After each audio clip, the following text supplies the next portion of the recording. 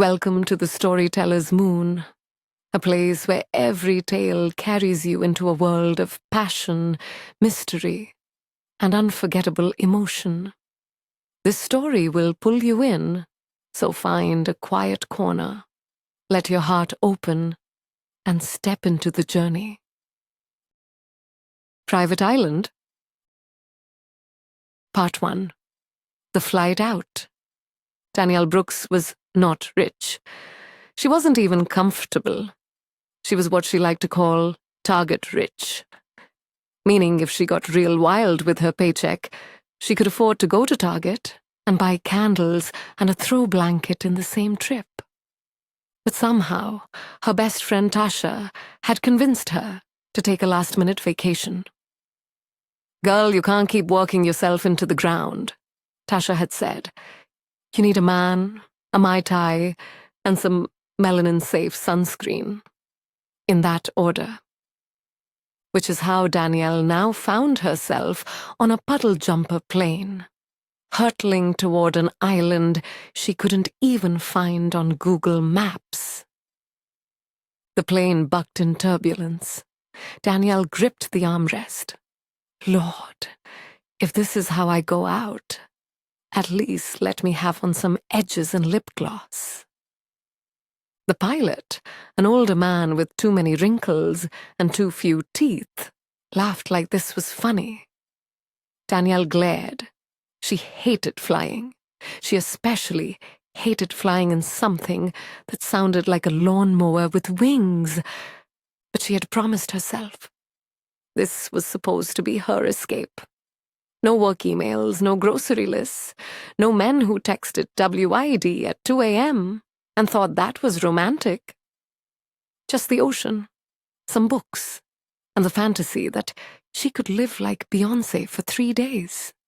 The plane finally dipped lower, and Danielle saw it through the scratched window. The island. Green palms, blinding white sand, and water so blue it looked photoshopped. Okay, she breathed, adjusting her braids and patting down her sundress. Maybe Tasha was right? Maybe I do deserve this. The plane landed hard enough to rattle her teeth, but Danielle was too distracted by the view to care. A resort sprawled across the shoreline, all glass villas and infinity pools. She stepped out onto the tiny runway, inhaled salt air and felt, finally, like maybe life was about to give her something good. She didn't know that the storm was coming. And she definitely didn't know she wouldn't be alone when it hit. The lobby of the resort was the kind of place Danielle had only seen on travel blogs. Everything gleamed. Staff in crisp white uniforms handed her a drink before she even asked. She sipped it and immediately coughed. "What is this?" she asked the smiling young man. "Fresh coconut water, miss?" Danielle made a face. "Tastes like tree sweat." The man's smile faltered. Danielle quickly laughed. No, it's healthy. I love it. Big fan of electrolytes. Go trees." She gave a thumbs up. The staffer nodded politely and scurried away. Danielle groaned. Tree sweat. I can't take me anywhere. Her villa was a dream. Sliding glass doors opened straight onto the beach.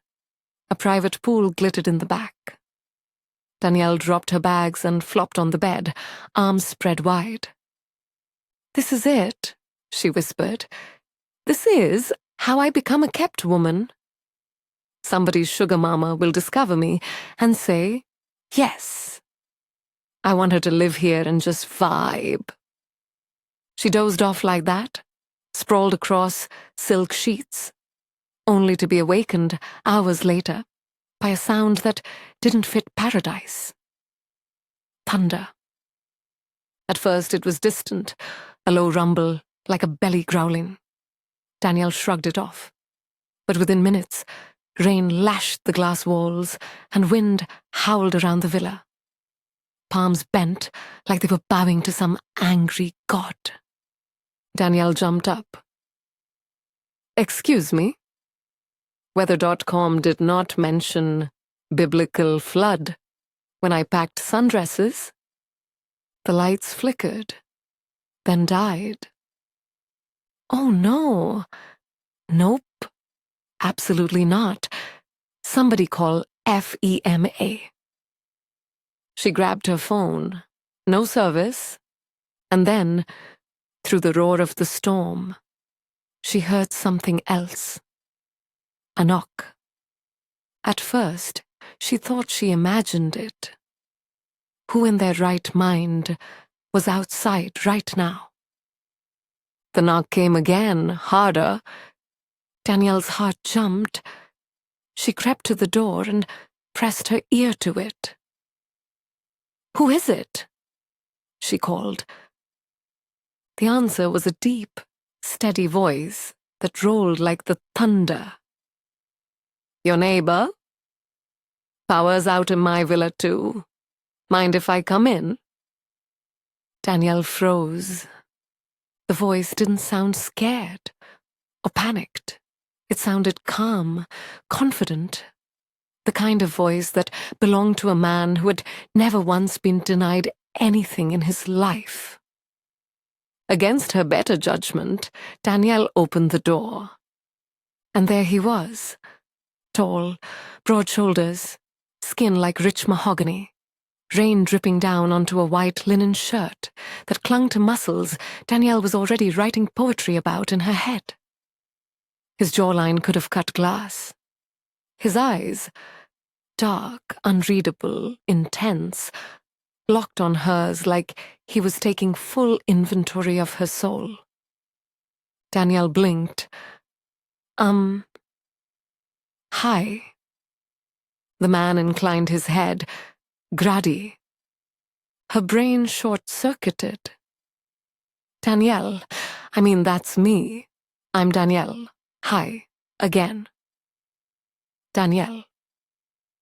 Grady's mouth curved slightly, not quite a smile, but something close. "May I come in?" Lightning cracked overhead, illuminating him like something out of a romance novel. Danielle stepped aside, muttering, "Oh, Tasha is never gonna believe this." Part 2. Storm-bound strangers. Danielle shut the door against the screaming wind, locking it with a quick twist of her wrist. The villa shook around them, glass panes rattling like they were one tantrum away from shattering. Grady moved farther into the room, water dripping from his shirt onto the polished wood floor. Danielle stared at the spreading puddle. "Wow. Okay. Guess we're just making ourselves at home, huh? That floor was expensive, Grady." He raised an eyebrow, then toed off his shoes neatly by the rug.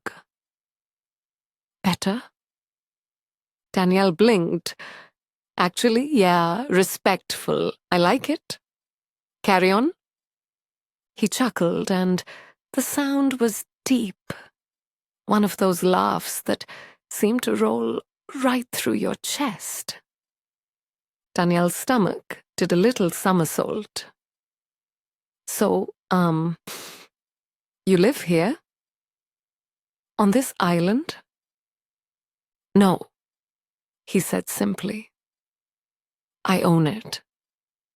Danielle's mouth dropped open.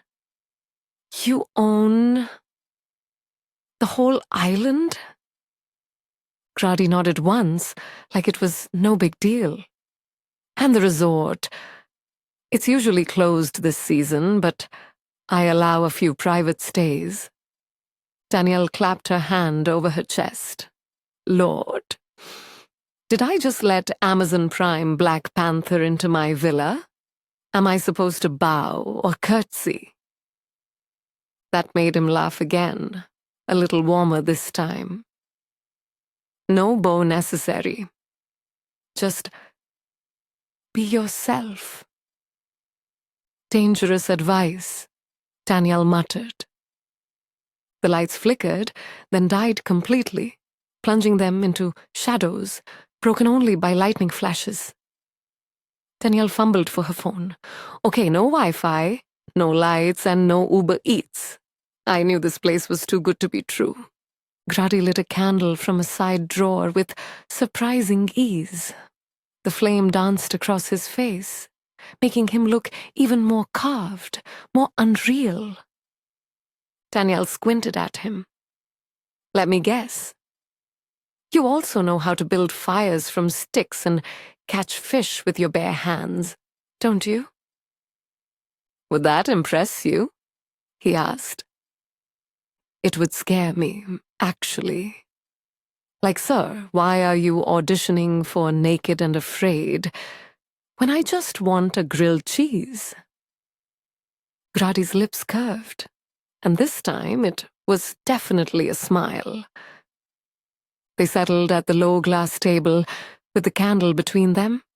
The storm roared outside, but inside was oddly calm.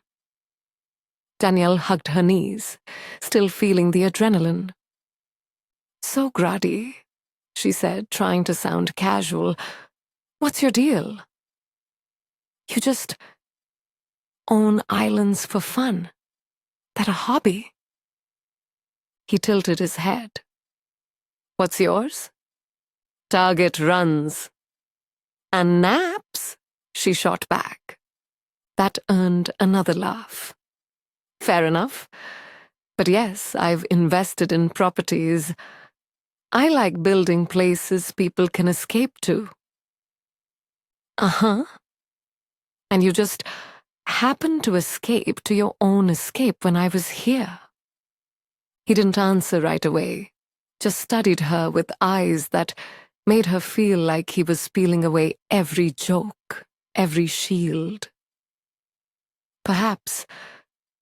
Danielle swallowed. Right. Well, that's mysterious. Not suspicious at all. A crash of thunder shook the villa. Danielle yelped and instinctively grabbed his arm. His muscles were rock solid under her fingers. She pulled back fast. Sorry, reflex, totally reflex. Like how people flinch when they see a spider. Not that you're a spider. You're more like a panther. A panther in linen. Okay, I'll stop talking now. Grady's smile lingered. You don't have to stop. Danielle groaned. Great. You're enjoying this. I'm out here auditioning for America's funniest nervous black woman, and you're just soaking it in. I find you refreshing, he said simply. Danielle blinked. Refreshing? Like iced tea? Yes, he replied, unbothered. Exactly like iced tea. Sweet. Honest. She stared.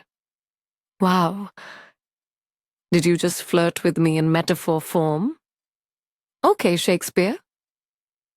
Hours passed. They talked. Danielle found herself telling Grady things she hadn't even told Tasha. About a job, her fears, her dream of maybe one day writing a book, even though she thought nobody would care. Grady listened, really listened, leaning forward, like every word was worth storing away. When he finally shared, it was in pieces, his family. The weight of always being seen as the one who had it all. The loneliness that came with power. I can buy anything, he said quietly, the candlelight soft on his face. Except honesty. Except someone who sees me as more than what I own. Danielle's chest tightened. She tried to lighten the mood.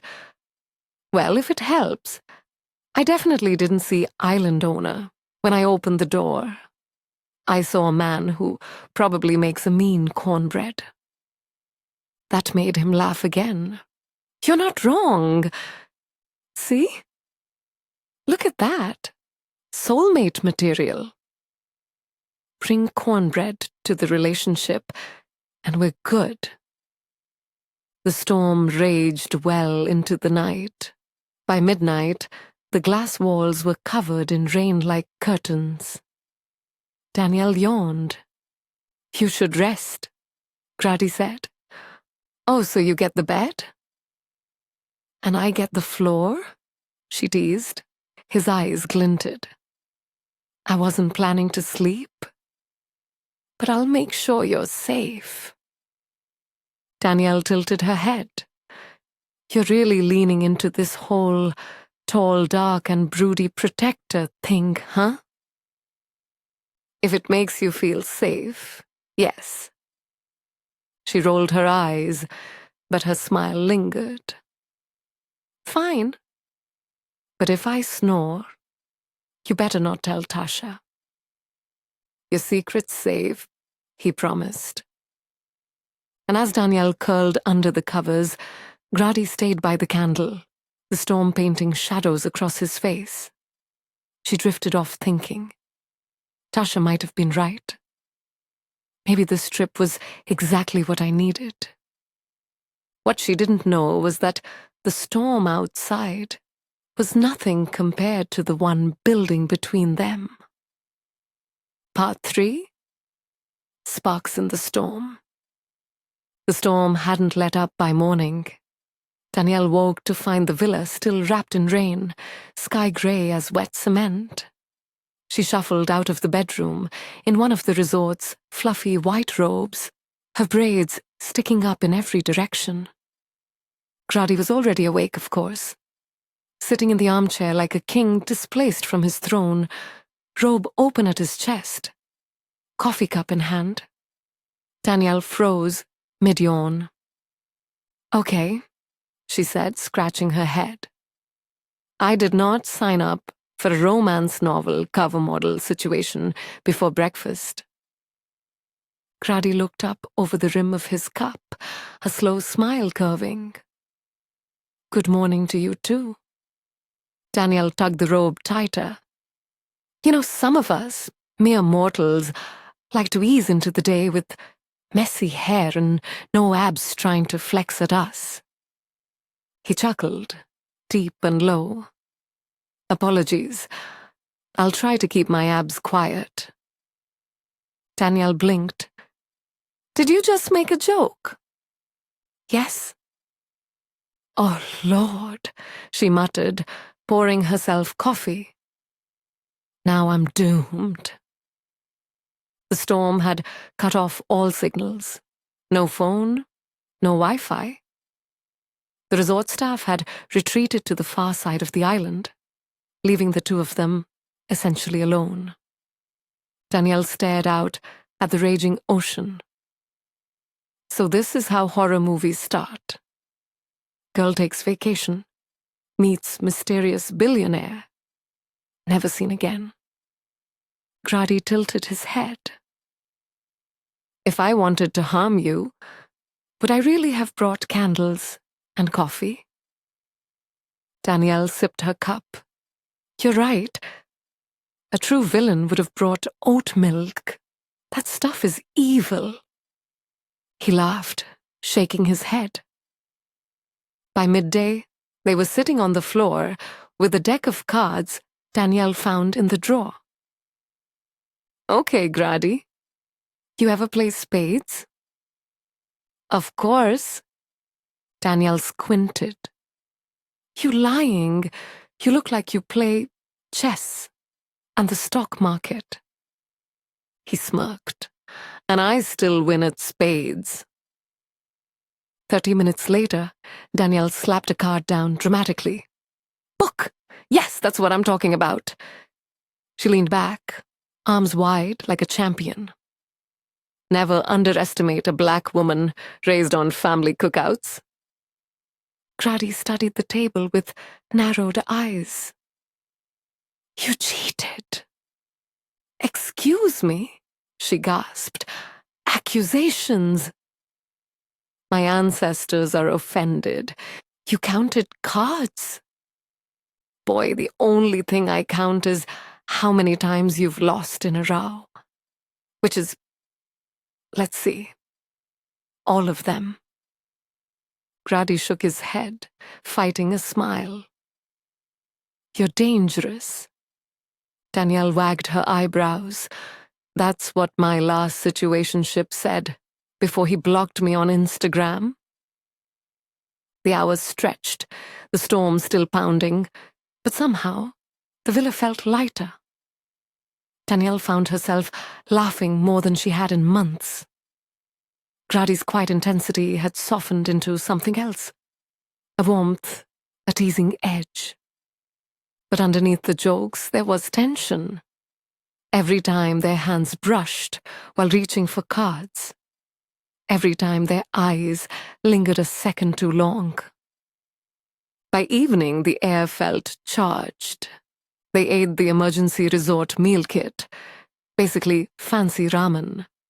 And Danielle was mid-slurp when thunder rattled the glass again. She jumped. Grady's gaze caught hers. You're afraid. I'm not, Danielle protested, noodles dangling from her chopsticks. Okay, fine. Maybe a little. But only because I'm not trying to get Final Destinationed by a coconut tree flying through the window. Grady leaned closer, voice low. I told you. I'll keep you safe.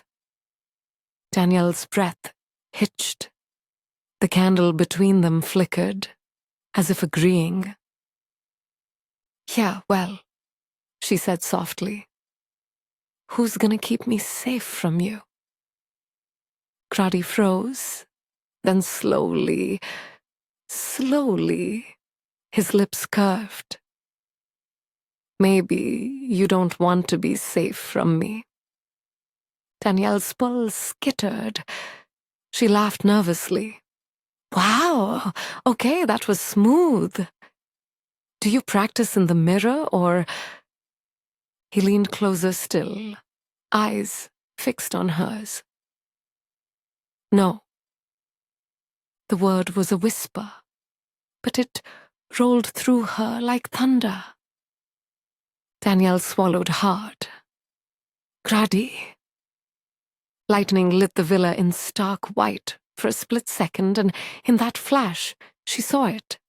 The hunger in his gaze, the same hunger twisting in her chest. She stood quickly, heart racing. I, need more tea. She hurried to the kitchenette, fumbling with cups she didn't even need. Behind her, she heard Grady stand too. His footsteps were slow, deliberate. Danielle? She gripped the counter. Yes. He stopped just behind her, close enough that the heat of his body wrapped around her like another storm. You're trembling, he said softly. I'm not, she whispered. Yes, he murmured, brushing a finger along her arm. You are. Danielle turned, and suddenly they were face to face, inches apart. For a moment, neither moved. The storm howled outside, but inside the villa, the air was thick with something else. Finally, Danielle laughed nervously again. Okay, let me just say this before anything happens. If I kiss you and find out you're secretly married with 6 kids, I will push you into the ocean. Don't test me. Grady's lips twitched. I'm not married. Kids? No. Secret girlfriend in another zip code? No. Danielle exhaled. Okay, proceed. And then, before she could overthink it again, Grady bent his head and kissed her. It wasn't soft. It wasn't tentative. It was claiming. Danielle gasped against his mouth, the sound swallowed by the heat of the kiss. His hand slid to her waist, pulling her closer, and for once, she didn't joke, didn't stall. She melted into it, into him. When they finally pulled back, breathless, Danielle pressed her forehead to his chest. Okay. I see why you own islands. This kiss alone probably put down the down payment. Grady chuckled, brushing his lips against her temple. You always have a joke. It's my coping mechanism. You're overwhelming, I feel like I should send Tasha a text that just says, if I disappear, blame his jawline. Grady tilted her chin up. His gaze was fire, but his voice was soft. You won't disappear. Not unless I go with you. Danielle's heart squeezed. She had no comeback for that. Outside, the storm raged on.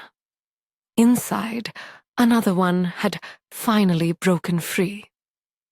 Part 4. After the storm. The kiss hadn't changed the storm outside, but inside Danielle's villa, everything felt different. The walls hummed with electricity, the air thick with something she hadn't felt in years. She stepped back, half laughing, half breathless. So, do we just pretend that didn't happen? Or do we rank it on a scale from 1 to Hallelujah Chorus? Grady's eyes burned with quiet intensity. You don't strike me as the type to pretend. Danielle groaned. Ugh, why do you have to be both right and fine? It's unfair. He laughed softly, brushing a thumb across her cheek. You're beautiful when you argue with yourself. So I'm beautiful all the time. Let's not get it twisted. He chuckled again, and then his lips were on hers once more. Slower this time, deeper. Danielle felt the world tilt, the storm fading into background noise. She clung to him like he was the one anchor in all this chaos. Hours slipped by. They talked, kissed, laughed, kissed again. Danielle teased him about being Mr. Dark and broody, and Grady countered with a surprisingly dry wit that left her cackling. At one point, curled up against his chest, with the candle burning low, Danielle whispered, You know this is crazy, right? We just met. Yes, Grady said simply. And people who meet like this, it never works. It's supposed to be a vacation fling. His hand stilled on her arm. Do you want it to be just a fling? Danielle looked up at him. His expression was unguarded, vulnerable in a way that didn't match the storm-proof billionaire exterior. No, she admitted softly. I don't. Then it won't be. It was the kind of statement only a man like Grady could make, absolute, certain, leaving no room for doubt. And somehow, Danielle believed him. By morning, the storm had finally passed. The sun rose golden over the ocean, sparkling across the drenched palms. Danielle stepped out onto the deck, robe wrapped around her, and inhaled the scent of salt and fresh beginnings. Grady joined her, coffee in hand. The island is quieter after a storm, he said. Danielle glanced at him. So, what happens now? Do I get escorted back to Target Reality while you go back to your billionaire Batcave? Grady smirked. Do you want to go back? She hesitated. Honestly? Number, But bills, student loans, capitalism. Stay longer, he said simply. Danielle blinked. What, like, just stay here? With you? Yes, she laughed nervously. You say that like it's easy. It is, Grady said, watching her with that steady gaze that had unnerved her from the start. You complicate things in your mind. I don't. I know what I want. Danielle crossed her arms, trying not to melt. And what exactly do you want, Grady? You. Her breath caught. He hadn't raised his voice. He hadn't made it sound like a line. It was just fact. She turned away, staring at the endless ocean. You don't even know me. I know you laugh to keep people from seeing how deep you feel. I know you're smarter than you give yourself credit for. I know you dream of writing, but you're afraid no one will care. I know you're brave enough to joke with a stranger when the world feels like it's ending outside the walls. Danielle swallowed hard, blinking against the sudden sting in her eyes. Stop. You can't just read me like a book. That's cheating. Grady stepped closer, his hand brushing hers. Maybe I've been waiting to find a book worth reading. Danielle burst out laughing through her tears. Oh my God. Did you just hit me with a library metaphor? Are you serious right now? Completely. She shoved him lightly. Ugh. Fine, you win. Win what? Me, apparently. But don't get cocky about it. The day stretched into something new. Sunlight replacing candlelight, laughter replacing thunder. They walked the beach, her hand brushing his. Danielle cracked jokes about coconuts plotting revenge. Grady deadpanned about how the iguanas looked judgmental. And somewhere between the sand and the surf, Danielle realized she wasn't just laughing at the storm anymore. She was laughing because, for the first time in a long time, she felt safe, wanted, seen. That night, as they stood on the deck, watching the stars emerge, Danielle leaned against him. So, what happens when the world comes back? When Wi-Fi returns and reality calls? Grady pressed a kiss to her temple. Then we answer. Together? Danielle sighed, smiling. That sounds dangerously like a happy ending. Grady tilted her chin so she'd meet his gaze. No, it's a beginning. She rolled her eyes playfully. Smooth.